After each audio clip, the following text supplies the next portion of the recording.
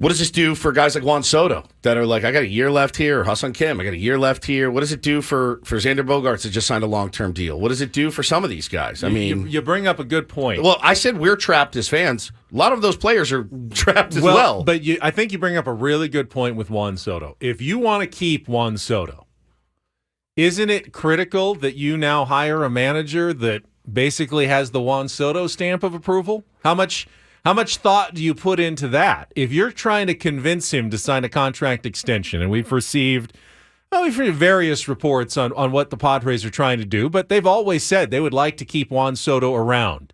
They know it's not going to be easy to do so. You definitely don't want to hire a manager right now that Juan is not a fan of or doesn't like, correct? Correct. I mean, that'll be part of the equation as well. He's the one guy that you're trying to convince to stick around long term. Do you not have to at least kind of consult Juan Soto and see what he thinks about this whole situation? I don't know. I mean, you don't I think let the players run. No, I mean, there's the scenarios. But if Juan shows up and he goes, I don't really like this guy, how are you ever going to convince him to sign a contract extension? Yeah, you won't be able to. You've painted yourself in so many. I don't know that Juan Soto liked Bob Melvin either. True. We don't know any of this behind the scenes. What was going on?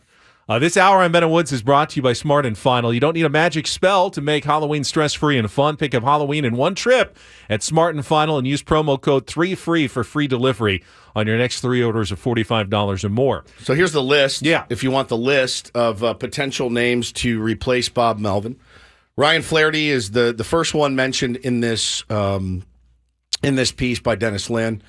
Current role, Padres, he's not bench coach, really. He's the offensive coordinator. He is the bench coach, technically. I thought Christensen was the bench coach. Christensen's the associate manager. For Christ's sakes. And Ryan Flaherty was the bench coach and offensive coordinator. Okay. So it says Flaherty's widely viewed as the leading candidate to replace Melvin. He's well thought of in the organization, believed to have a strong working relationship with A.J. Preller. He's 10 years younger than the two of us as well. He is 37 years old. He would be the youngest manager in the majors. If that hire is made, I don't know Ryan Flaherty. I think I've talked to him maybe one time. I've heard good things about him from Adam Jones. That's it. That's the basis and extent of my knowledge about Ryan Flaherty.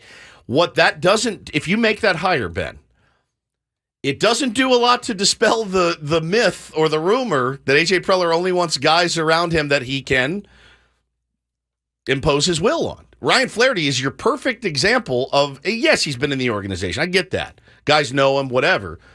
But to hire a 37-year-old manager again and do he's a first, this will be, 3 first-time managers hired under A.J. Preller? Yeah. That's not going to do a lot to dispel the rumor that you just like yes men around you. Well, and that is the rumor.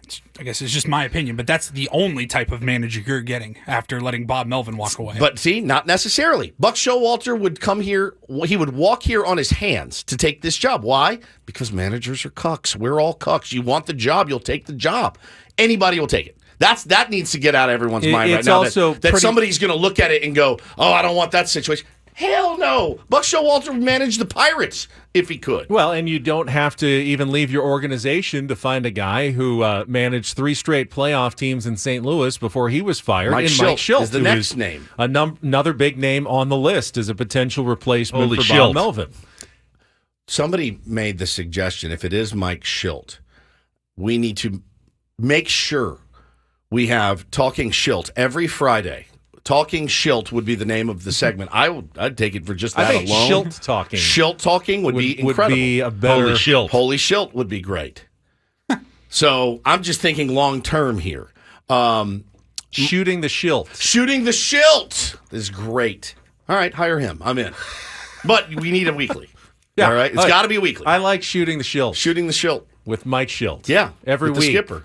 Friday mornings with Ben and Woods on 97.3 Shooting the Schilt with the skipper every single Friday. So Mike Schilt is a Padres senior advisor.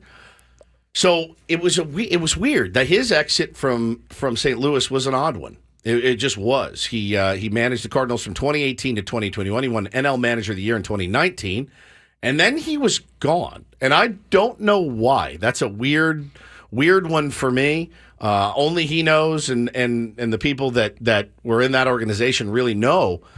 But I think he's a decent candidate. It's funny how perceptions change. When he was let go by the Cardinals, It was, what are they doing? You don't take a manager who's gone to 3 straight playoffs and just let him go.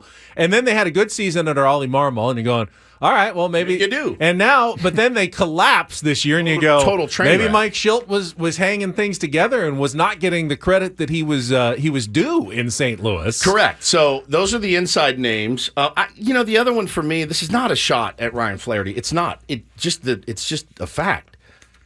I would say as an offensive coordinator, we didn't have a really great offense, and so the promoting, like, hey, you didn't really slay it at this job. Now we're going to give you the biggest job. I don't know. That feels like figurehead to me from AJ Preller. That's just my thought. I'm going to just go out and throw the other name that I mentioned that's not on the list but is in the organization in the front office right now is Mark Loretta, who was the former bench coach for the Cubs a couple of years ago. Seemed like he was on the track to maybe being a manager.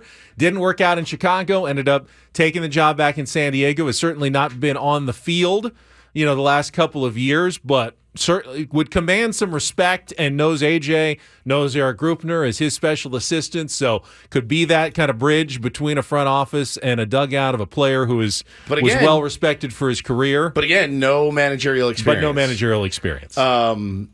Which, again, Paulie makes the point. I mean, that is like the most likely guy, but not to say that Buck wouldn't take this job or any of the Joe Madden. Yeah, but like everybody's throwing out Ozzie Guillen's name. You think Ozzie Guillen's going to come in here and just say, "Yes, sir, whatever you need, sir"? No, I don't. Absolutely not. I mean, no, absolutely not. But a guy getting his first job in Major League Baseball, whatever you need, AJ. Whatever you need, man. Whatever you need, I'm here for it. Loretta would be awesome because I love Loretta, but Loretta's like a +3 handicap now and living a pretty good life, I would imagine, here in San Diego. Like, gets to play golf. Dominates out there. It's a different lifestyle entirely. Just being a manager, it's a totally different lifestyle. Yeah, Bruce Bochy seemed pretty happy away from the game, and then all of a sudden came back to the game. Sure. Though, when the opportunity presents itself, you have to think long and hard about, hey, Mark's a young guy still too. Sure. I don't know that he wants to just play golf for the rest of his days. He may still want to contribute that sounds something. so good. Also in the organization, Adam just texted us, Matt Williams is there, third base coach. I feel like he'll go with Bob Melvin. Yeah, it's already been reported. Him and Ryan and Christensen would go with Bob Melvin to San Francisco. I mean, Matt obviously has strong ties to San Francisco. It's just makes perfect sense.